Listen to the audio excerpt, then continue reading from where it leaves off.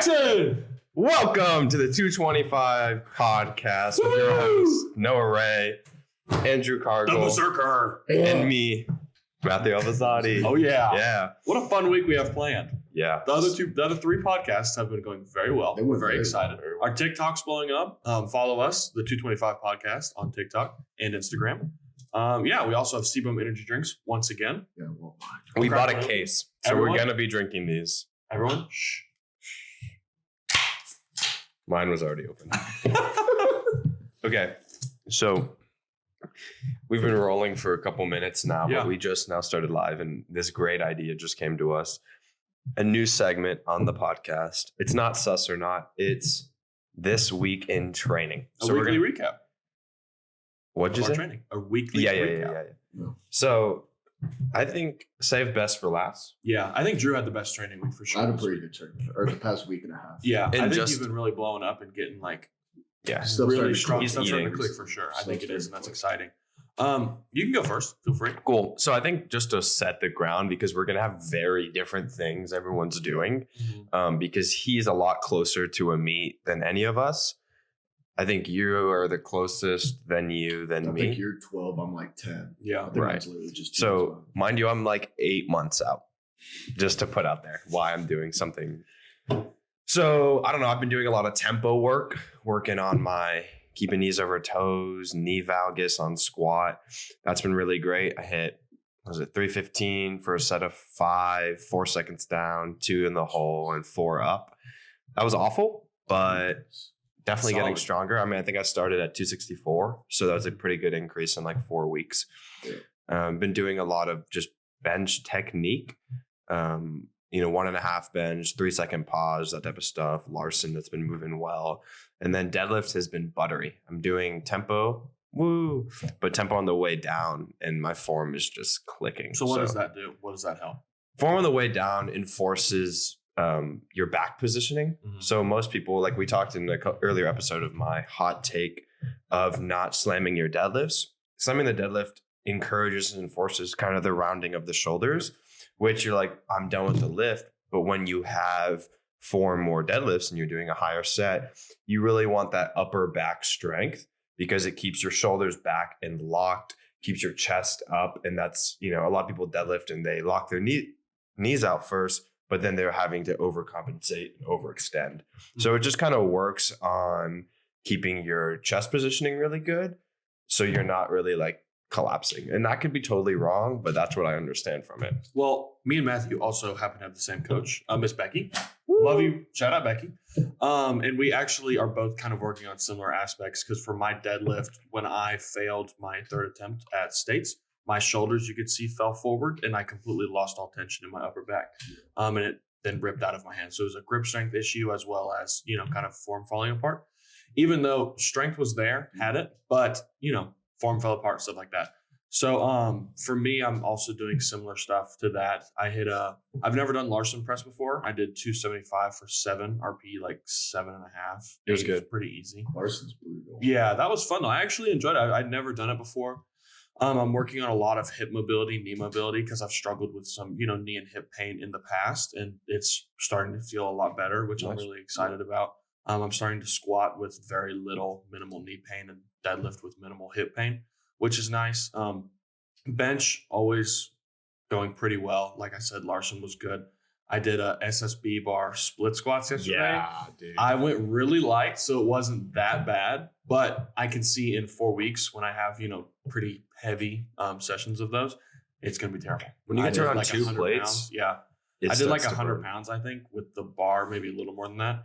I mean, it wasn't too bad for sets of 8, but like The when movement I have to doesn't load go up like so 200 pounds on that, I'm not looking forward to Yeah. that at all. But yeah, so my training week was pretty good. And this is also my first week with new coach Becky. So we're still figuring each other out, kind of learning different cues with her, how to communicate well and stuff like that, which is exciting. But everything's going good. This week, I would say I had a lot of fun. So my week was good. Drew had the best week by far I of had a all of pretty us. good week. Yeah. I wasn't supposed to, but I had a good week. About a week and a half ago, I was supposed to do heavy-ish doubles. I think squat was like 473. It was pretty decent. And then deadlift was supposed to be 484. last Wednesday was that a week ago. Something like Was- that. Almost today's a week Thursday, ago, so yeah. a week Here's ago. last Thursday. And I was there with Matthew at the gym, and we were going in. Dad was feeling great. Like, I was feeling great. Everything was moving, form was clicking. Give him some backstory though as to why it hasn't always Oh, yeah. felt great. So, about a year ago now, I severely injured my back. Severely. I think it was a very minor herniated disc or bulging disc. And I was out for like 8 months and sucked. Long way building back up, but finally got back in the healthy ring. And so I was with Matthew. We were doing kind of the same weights, building a super nice fulcrum. I can't remember what happened. A bunch of stuff outside of the gym, kind of like going on the phone, and I was getting really pissed off. And so it's quickly turned into a ego lifting session. You went off program. I went way off program. I'm sorry, James. Yeah, shout out James. Yeah, I'm sorry. But went way off program. Instead of 484 for doubles, I went up to 555 for doubles. And then that felt really good. So I'm like, no, we're going up. So I did 575 for a single. That moved really good. So I'm like, all right, we're going for 600 today. What was your PR before injury? Before injury was 589. Yeah, so this was So it was a all-time PR. Yeah, All-time It was PR. all-time PR. Before that, like after injury, it was 529, 530, whatever it is there. And missed. I could even get 555 off the floor, which sucked. Mhm. So to come back 2 weeks later and hit that, it was stupid. Don't ever go off program. It's Trust the there process. for a reason. I was just an idiot. I was pissed off and I needed weight.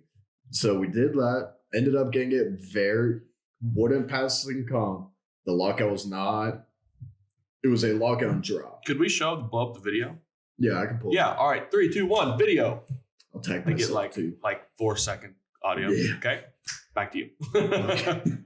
And then so that one saw I told coach, he was pissed, more than reasonable. And then we didn't change during much. I felt great. Like I was not expecting to be wasted and exhausted. I felt great. This week I had 90% for single. So squat, I had 507 for like 4 sets of singles. Deadlift. What did I do on deadlift? 550. Oh yeah. Oh yeah. 545. 545. Yeah. We can round 550. up. It's fine. Okay, good. Who else in your deadlift's 550? Not many people, so we can round up. I'm about to see a bunch of comments. Yeah, yeah. I bench 550 or Yeah. something like that. Your dad. Shout out Drew's dad. I'll say I bench that. Benches our deadlift. But deadlift 550, a handful of singles, and then did 600 off of blocks, which blocks just elevated it about 6 inches to work on the lockout and my grip, and did that for doubles. That's high. That's a lot of room.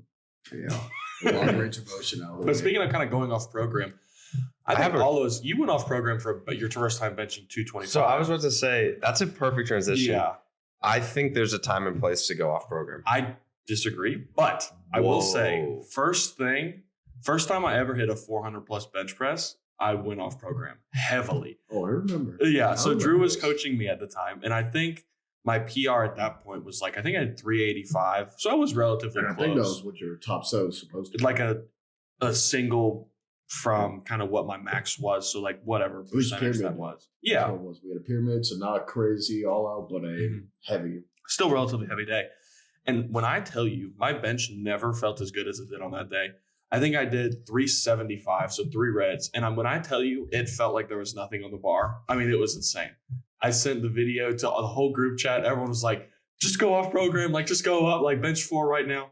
I did 375, 385, 396, and then 402. And it still moved super good. You lied about one thing. You sent everybody else the video except me. Oh yeah, I sent it in a group chat, Everybody and else. Drew did not see the group chat, so I did not send it to Drew. The only But, person was the 400. Yeah, exactly. But it was exciting, so that was fun. But kind of back to your point, going off program, I think that you should trust your coach and be like, I want to be able to do this with 100% confidence instead of being like, oh, I feel good this day, so I'm just going to do it now.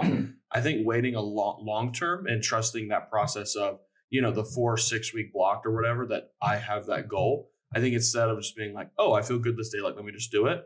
I would rather be 100% confident and be like, okay, I've worked up to this. Now I'm going to do it. Like, no problem. And it's like not a big deal. So here's where I come from. Mind you, last prep, I missed 2 reps the entire prep. And that was my 3rd attempt on squat and deadlift. So I rarely ever go off program, and I'm not going to miss a rep during prep now. I used to, and that was a whole nother time in training. But I think the reason I say that is like when you hit your 405, when you hit 6, when I hit first 225, even my first 500, it was supposed to be around like a 484, and I went to 507 that day. The reason I am for going off program is for an experienced lifter. And not that we're super experienced, but if you're someone who's like, I just want to max every day, that's obviously not the right mindset to go off program. Do not pull singles every day. But there is a time and place if you're an experienced lifter where you know it's there. And you know that there's a day, because I think you pulling 6, what that did for you mentally will go so much farther than if you had just done 555 for a double. Same with you, like benching 405 is a big feat. You went off program, but hitting that, That's it gives you, It was like, yeah. And like, it was the same time, first time I benched deadlifted over 405, big difference. You were there, and I was supposed to be doing pauses, and I had 385 and it felt great.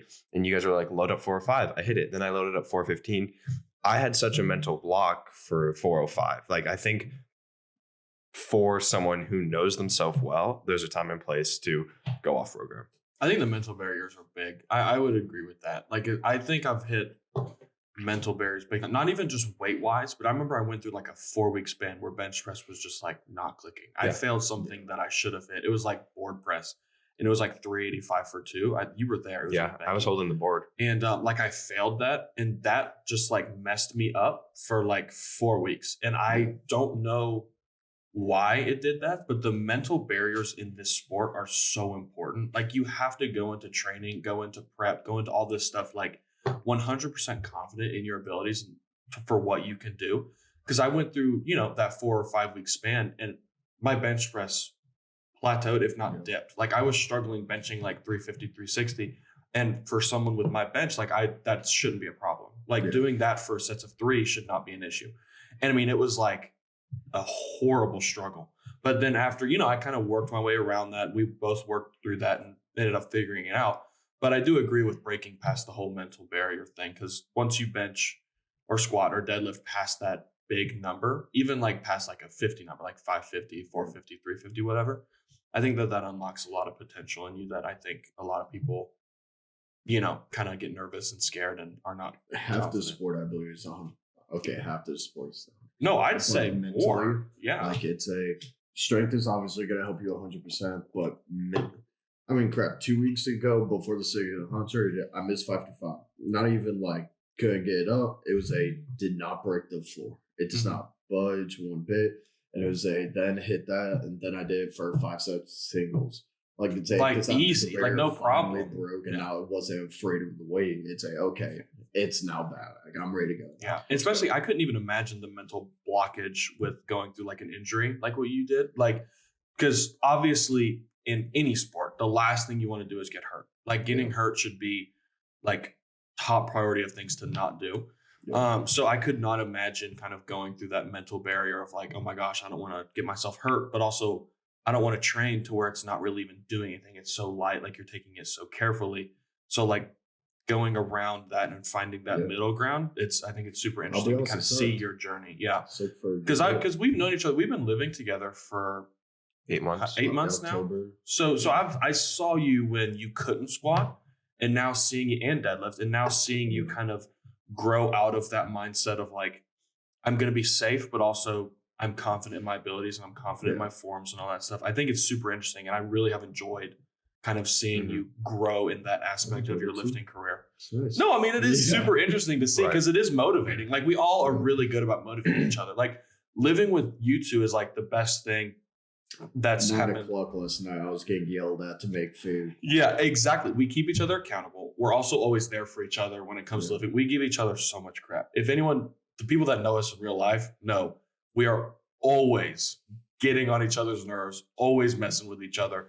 But I think at the end of the day, it's awesome to have a close group of people that you really can hold you accountable, really push you, and like you can watch grow. Like first time seeing you deadlift over 5 after seeing you fail like that 484 or something like a week, 2 weeks, 3 weeks prior or whatever. Like that was an awesome experience that like motivated me an incredible amount. Right. So like if any new people are out there, try and find you a small group. Try and find you a group of friends that like, and we even took like a jump. Like I didn't know y'all before I moved in here really. Like we had known each other for like a month or two. It was the night we were like moving my mattress. Yeah. And that was like, you were like, we don't know each other. Yeah. And I was like, we don't. Yeah. Like we had known each other like a month or two and we all needed to move, whether we were living with our parents or with bad roommates, like we all needed to move. So like we all just kind of were like, okay, we're all in the barbell club. You two knew each other for a while. And I was like, I'm a new guy here. I kind of need to live with someone. So like, let's get an apartment. And we went and it ended up being awesome. But yeah, so that's kind of my little ramble on about, support structures and stuff like that. Yeah. Like you two every day. Back to the mental thing. Yeah. And feel free to fact check me on the science here. But I do think actually most of the sport is mental because the way the central nervous system works is like you're going to lift a weight. And that's why you see people shake because your body's like, I can't do this. You're going to get hurt. It wants to save you from an injury. Mm-hmm. So more times than not, like you have the strength to do it, but it's telling your body that you can actually do it. Mm-hmm. And so that's why so much of it is mental is like, I was at that 395 deadlift mark for the longest time. If you can deadlift 395, you can deadlift 405. But it was 2.5 plates are the heaviest plates in the gym. They always say that. That's true. They do say that. Most of that, 90% of the time, is a mental central nervous system thing. And, the point's old now, but it's like, I do think a lot of it is getting to that point where you can do it. Yeah. I do agree. And also, I'm still at a barrier for like my bench press. Like I've stayed around the 402, 407 mark for a long time. And yes, I've gotten past that 400 barrier, but I failed 418 in my last prep, which if y'all could see the 407, like 418 should be there like 100%. And I failed that. And my body went into like complete shock, shaking for like 2 minutes, like completely wigged out.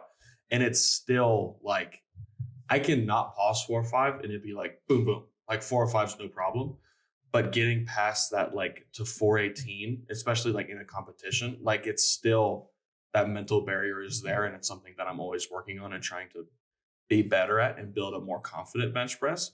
My bench press is my best lift comparatively to my other lifts, but also it gives me the most stress because I feel like I put a lot of pressure on myself with that lift because like I should be good at this. So like I can't be missing lifts. Like I should be perfect.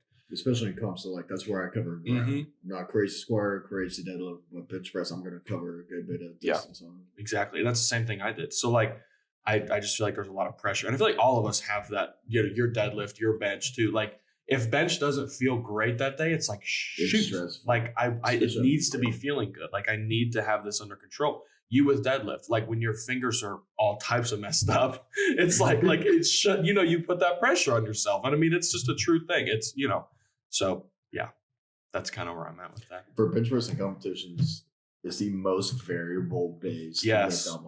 Like one, you never know the referee if it's going to be long pause or whatever, just a hair long. Mm-hmm. It's the only one that's like timed, like however long it takes on your chest. You can go down and up as fast as you want. All you gotta do is make that up as long. You just have to hold it long enough at the top for deadlift. And deadlifting, I mean, if you can get it up most of the time, it's not going to slip at the very top. Well, except for, like once you lock it out, you can usually hold it like a second. I see a lot of deadlift. Did you see me deadlifting yesterday?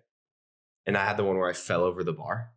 Yeah. That's because I locked out so fast and overextended. It broke the lock in my knees and I fell forward. And I mean, that can happen, but I feel like a lot of people in comp are not pulling up a deadlift. Well, with most max leverage guys, that's how, our biggest fight is that. Like for you, it's not that, but for us, we can keep our chest up, we can lock out, but our lockout, holding it at the top, it's why I have pauses there because it's the hardest thing for me to do. That's fair. I also have pauses at the top every once in a while. Well, that's just mainly I'm working on my grip strength. Right. Like, because as we all know, I won't go over it again. My deadlift ripped out of my finger. Never want that to happen again. And also, Becky, my hands are in shambles. Oh, so. You pull mixed. You can't talk. You don't. Okay, dude, that's your fault. All you have is your thumb. Yeah, we have all of our fingers.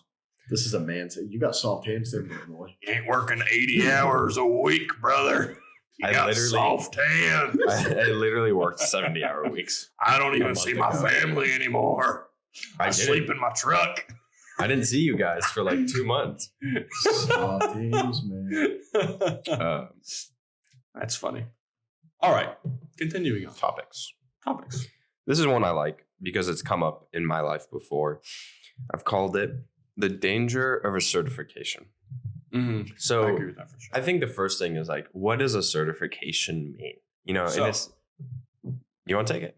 No, you're good. Oh, I okay. just have certifications. Yeah. I have, So you have certifications, you have certifications. I don't.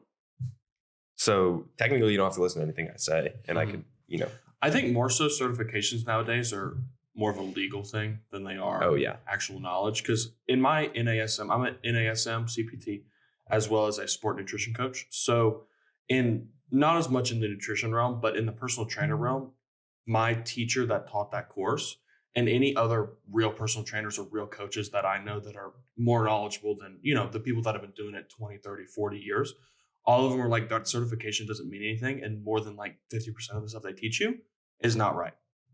All of their ideologies are completely in shambles. It's all super outdated. None of it's really worthy.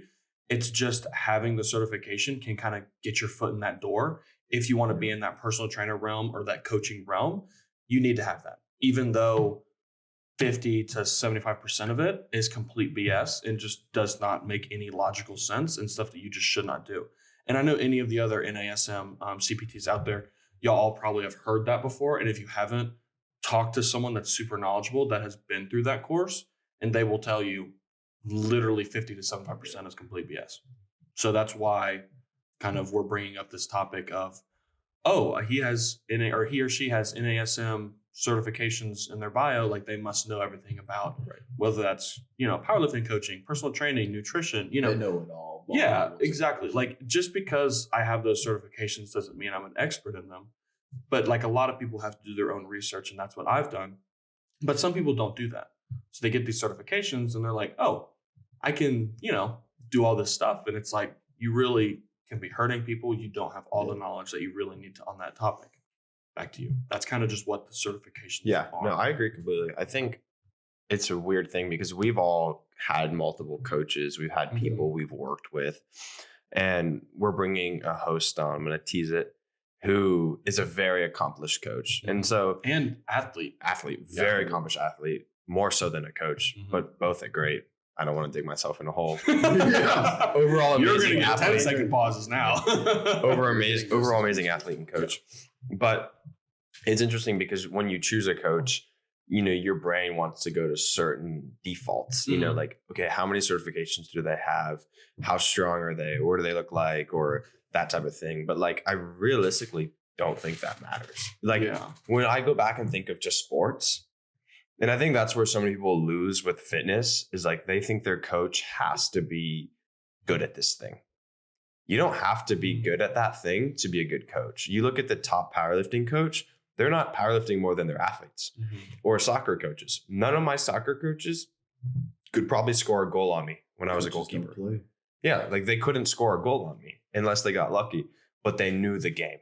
They knew how it worked. And I feel like that's the mindset some people lose when finding a coach, when finding a program, is they want that person who they think is like, yeah, and there's sometimes like, okay, if they're accomplished, like obviously my coach is super strong, so I can trust that she knows what she's doing.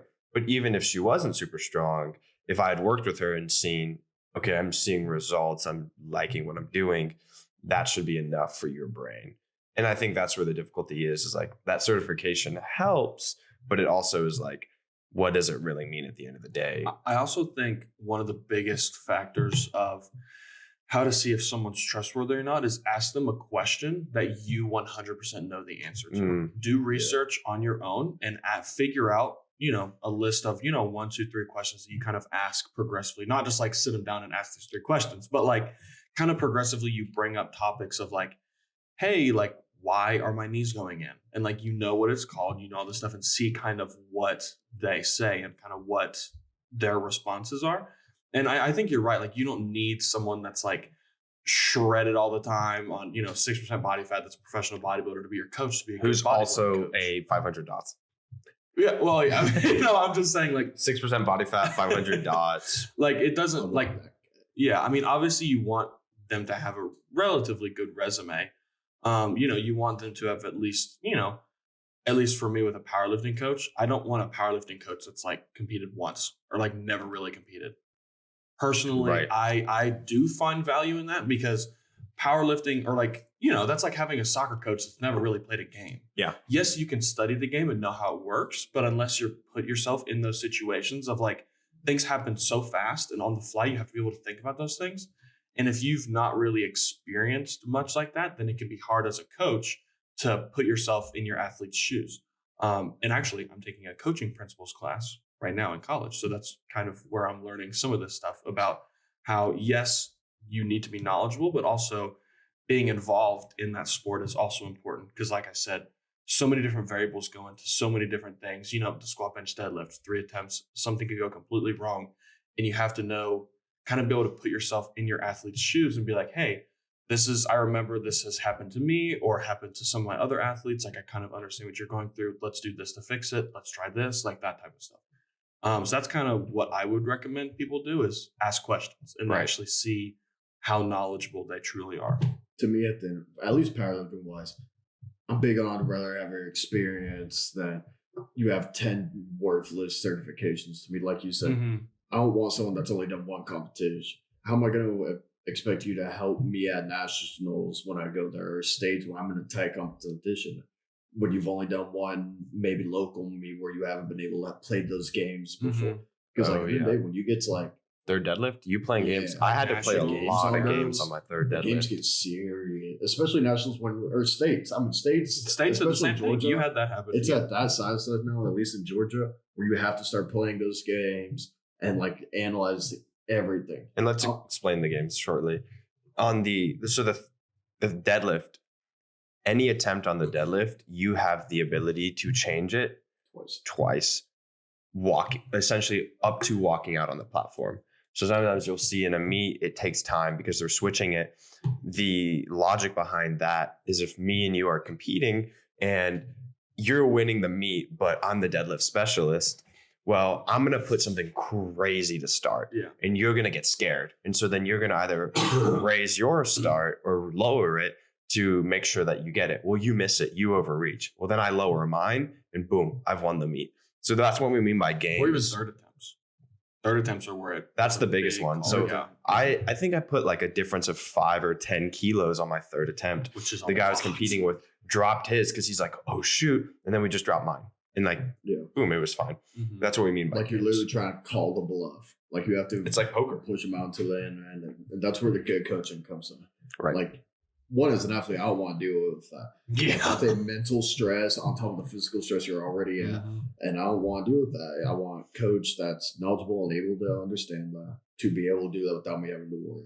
Like last year, my dad was, which one was the specific? I think it was, last year. We went to see Nats. It was my dad helping handling me. And we've been doing this for a handful of years and we've been playing the games.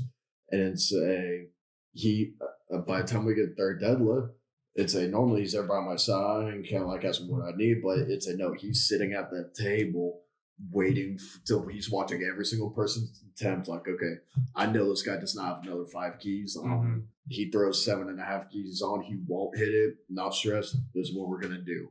And that's just where that experience comes along, where you can like kind of pinpoint and see like this guy doesn't have it. This is a bluff, or this is what we need. We're gonna try and scare him out of it and make him lower 5 so we can lower it another 7.5. Mhm. And just again, I think, Like games. yeah, like you have Yeah. one meet under your belt. You just don't have that type of knowledge, in my opinion. No matter how long you've been doing it, on the platform is a different experience than in the gym. Mhm. And Yeah, just, I think a lot of people can write good programs. Like Yeah. I it's not hard. I feel like me and you are not coaches, and like I could write an okay program. Like I'm coaching my sister right now, and she's getting stronger. Like all this stuff, it's not going to be like a professional level program, but like a lot of people can write programs. A lot of people It's know, not there's crazy. 4-week blocks, 6-week blocks. Like it's not super difficult to At do least that. you're halfway competent. You can Yeah. be like, okay, this is And stupid, people this can is give not. some cues. Some can be better than others and stuff like that. But when it matters that one day on the platform, I think that's where like having a really good coach like comes in Yeah. key, like crucially. Being able to play those games, being able to handle you responsibly, all that stuff. So in short, don't get fooled by certifications. yeah, I think experience always comes out on top. I agree. Ask questions, be educated to a degree. And, like, is this someone that it's weird, but do you vibe with this person? Is this Mhm. someone that Yeah. is going to call your weaknesses, call your strengths, help you in the meet day decision? Like, I know for me, I'm a little crybaby on meet day. Like, if I don't have my coach, if someone tries to take my coach, I'm going to get fussy. Yeah. But, having a coach who's going to be able to be there and like, look, deadlift, like it's your time. This is your lift, and again, we're super powerlifting based, but even in like aesthetics or something like that, having a coach that's going to be like able to help you and talk you through body dysmorphia, like that's a big thing. Like I wanted to cut and my coach was like, why? Is that going to help your body dysmorphia? Like, let's get to the bottom of this. And I think those are all important things when deciding. So don't get lost with the certification. I think more look at the person, what they've done, their record. And sometimes you just have to have a little faith, having a coach, just putting, like I say, I give Becky 2 hours of my day. Now, time to talk about the other 22 hours. Yeah. Recovery. Well, also, I was going to bring up one thing. That was before such a good transition. I was going to bring up one thing with the whole aesthetics thing. Did you all ever see that Chris Bumstead and Hani video when Chris was in the bathroom crying and Calvin had the video going, didn't tell Chris or anything. And Hani just this was before the Olympia, Chris tore his bicep, all this stuff. And Hani was just like, dude, you've been here before. This is your stage. Go out there like you own it. Like they told him like the most inspirational thing I've ever heard in my life. And for that, I was just like, oh my gosh. And it kind of reminded me of that when you said that. So like having someone that can inspire. Yeah, At the exactly. end of the day. For sure. But sorry, to recovery. Yeah. That transition was not as good. That was like, but- this is one thing I always like to say is I give my coach those 2 to 3 hours. Like Mhm. these are yours. I'm going to trust you that you're going to get me stronger. But again, that gives me another 22 hours, 21 hours of the day. You've got to make that the best of it, Mhm. And so I'll let you guys kind of take off with recovery. I'm sure we can all talk about the things we do, but Yeah, I mean, today I got 30 minutes of light cardio, so probably going to go on the bike. Then I have the sauna, which, multiple reports have said that the sauna is super beneficial to your overall health, not just in recovery, mental health, stuff like that. So I'm going to do about an hour today of like active recovery stuff of, getting my joints moving on the bike, nothing too crazy, too intense, as well as going to the sauna. Yeah. So, as well as I know Drew takes a lot of ice baths. I know some people are really controversial about that. I think even if it's a placebo effect, taking an ice bath, you've told me multiple times that it helps your back. It helps you feel better. Keep taking them, even if it may scientifically not help as much as a lot of people would think. Yeah, I think even the placebo of it makes my back, I'm more confident now because I'm taking those ice baths. I think that's great. I know you roll out a lot and that's Myofascial awesome. release. Like that's super awesome. I'm more of, I do the sauna every once in a while. I do ice baths every once in a while and I roll out just a little bit. I like to do a mix of a lot of different things. But yeah, that's kind of what I do. And I didn't mean to speak for you there. I just know you take ice baths. I'll throw a quick one in about ice baths and sauna. Science. I'm the science guy. I'm going to give myself that name. With those things, they're great, but some studies show ice bath and sauna can actually reduce the muscle building signal depending on how close it is to working out. So if you really want to go down the rabbit hole, the science would recommend you wait around 3 to 4 hours before and or after your workout before you do an ice bath or sauna, because I heard that recently about the ice bath specifically because it changed. I'm not gonna. it releases like cold shock proteins, heat shock proteins. I don't know the whole depth of it, but the cold is an anti-inflammatory, and you don't want to take an anti-inflammatory. You don't want cold because that's going to reduce the muscle building signal. Also, very hot take. You should not be taking Advil, ibuprofen, unless it's like a very important. I think midday if or it's a session. crutch, that's a bad thing. Yeah. This is recovery. We can jump into this later. Also, but it's really bad For for your you. body. Oh to yeah, I take know. abs, Like I'll if you count all that just stuff all the if you time. do it all the time, like Yeah. liver and stuff, I know it's gonna be Like meat day, I'll take 4. That's fine. Yeah, But Yeah. on a That's normal meat. training day, I don't think you I've should never be taken recovering. Advil. But anyway, to your recovery. You can talk about Yeah. yours. Oh yeah, I mean most of the time, like it's either y'all will see me laying out normally on lacrosse balls. He does stretches in our living room. It's really nice. Oh, clip that. That's the episode. But no, most of mine is one ice baths. Like I've kind of been slacking by them a little bit lately, but it's a try to do them at least a few times a week, specifically after days of training. Most of the time it'll be at the very end of the day, right before I go to bed, because it honestly feels fantastic walking around. I mean, my toes get home, but the right before we're hopping in bed, it's They're kind of, shown to help you sleep. Hmm? They are shown to help Is you that sleep. it? Ice Okay. baths. then yeah, those are fantastic. Been trying to roll out and stretch more, especially because of the back injury I had a year ago, and it still kind of bugs here and there. But doing the extra time stretching, we used to do yoga a lot. Used to, don't you? Yeah, Stop we haven't been doing going to classes. I've been trying to do just some small stuff here and there when free, and then Take that. the biggest. This kind of goes back, I guess Wednesday. I guess that was yesterday about the fixing of nutrition, and Mhm. I mean, obviously that's Feel your body. going to, but just because once I go Yeah. with you, it feels so much better. Like normally, I'm Yeah. actually diversifying, and it actually feels better. Well, I mean, race cars don't put regular gas in their gas tanks. They put premium. So why in the world, if we want to be the best athletes that we can be, why in the world would you be filling your body with, all these oils, these processed Chicken foods, this burritos. sugar, all this stuff? Why would you do that if you want to be the best athlete that you can? I've never seen one professional athlete that does not eat relatively whole foods. And if they don't, it's an anomaly. Like you are genetically gifted in different aspects that not everyone is. For the average normal person, I don't think people realize how important nutrition is and how important that actually can aid in your recovery. Eating those whole proteins, those whole foods, like that's going to fuel your body better than anything else possibly could. Like that, nutrition and sleep are your best recovery methods you could do. You take as many ice baths, sit in the sauna as much as you like, roll out as much as you like. Nothing is going to beat proper nutrition, beating those vitamin deficiencies, vitamin mineral deficiencies, as well as getting a good 8-9 hours of sleep a night. Not a hot take, scientifically backed. Is it my turn? You can go. I feel like I'm the recovery guy. Yeah. I've dove headfirst in recovery the past year because, I mean, I came from a background of like literally getting 4 hours of sleep, and I was miserable. Optimal. No, very much miserable. And so, the first thing, most important, is that 8 hours of sleep. Mhm. I try to be laying in my bed for 9 to 10 hours. I don't track my sleep because the data can be overwhelming in my opinion, and I end up sleeping worse. So I try to be in bed 10 hours, make sure I'm getting that 8 hours of sleep.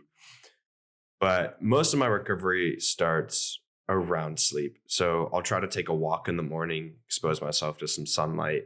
I walked to the store yesterday. He laughed at me, but getting You walk that, to Publix? yeah, getting that sense of Wow. circadian rhythm. That's very important to me. Banging on my door saying, "Dude, just walk to Publix." I was proud of myself. It was a nice little walk. That's cool. My mom was like, "How urban of you." But to me, starting recovery based around making sure I get a good night's sleep. So, we're drinking these caffeine energy drinks, but caffeine You had past 2 today. lunchtime, only 224 milligrams. Caffeine past lunchtime is detrimental. You'll see in Italy, they don't do that for a very specific reason because it's going to mess up your sleep. Caffeine has a half-life of 12 hours. It's going to be in your system. Yeah, they also don't drink milk past lunchtime. And I'm Italian, so I can say those things. They'll drink coffee, but milk not past lunch. Anyway, Protein shake at 11 p.m. last night. So, because I didn't. yeah, my everything protein. is around sleep. So I watch my caffeine, try not to go take caffeine late. They made fun of me for a long time for this, but I'm really big on blue light glasses. About an hour before I go to bed, I try to go blue light glasses. This one, again, the rabbit hole goes deeper. I have a red light in my room because blue light's very bad for your eyes, and it actually tells your body that it's the morning. And so if you go to the bathroom in the middle of the night and you turn on a fluorescent light, it's going to actually like kickstart and your melatonin won't release. And so you're not going to sleep very well. I made So- fun of you that one for a long time. Then I started incorporating not the blue light gloves, but like the red Yeah. lights. It actually You feels see Oh, like the yeah, red they lights love is turn on different. red lights at nighttime in their bedroom I mean, without me. for sleep. Yep. And Yeah, then sleep is this is awesome. one I tried. If I had the money, I would do it, but I like mouth taping because sleeping with your mouth taped. No, that's crazy. I'm sorry. Mouth tape. I need a Mouth tape is where I draw the line. somewhere. Yeah. Dang, they did not like that. Mouth tape is where I You draw know, the you they line. think I'm picture? crazy, but I don't have a picture. breathing through your mouth is really detrimental to recovery because you release a lot more nitric oxide breathing through your nose. That's why nasal breathing is key. They make fun of me, but whatever. No, I The first breathe time- through my nose. Go. I The breathe first through time- my nose at nighttime. I agree with what you're saying. Yeah. But having tape called hostage tape over your mouth, Sponsor me. black hostage tape Yeah. on your mouth while you sleep, catch me dead before I do The that. Okay. first time I ever saw him do it was I was out here probably 10:30 making my last meal, and I just all come to hear check is- the thermostat and I had my hostage tape Yeah, on. no, but I and he hear was like, making fun of clink me. clink with the toe spacers, clink clink. So I'm like, oh, okay, Matthew's about to walk in. I'm Oh, like, yeah. I'm expecting the blue lights on. He's in his boxers, walking around with black tape. Doesn't say a word. Just walks in, looks at me, just dead in the This is a eye true while story. I'm here like cooking chicken. Touches the thermostat, looks at me, and just walks on. I'm like, Yeah. Yep. So toe space is another one. Really big on foot health. Most of the bones, ligaments, muscles, the majority of them are found in your feet. We're lifting heavy weights. You want a strong base. That's most of it. I mean, I just wear do. Ugg slippers. Huh? I just wear Ugg slippers. Don't. Yeah, I won't talk about that. But that's anyway, better than yours. Mine are open. I'm super down in the rabbit hole. Does it work? I don't really know. Do I feel better? Yes. I'm rarely injured. Like they talk about love myofascial release, rolling on a ball, just smashing something. When I'm sitting down, I'm normally sitting on a ball. I just try to be always doing something. You guys cannot take anything famous. seriously. It's not that funny.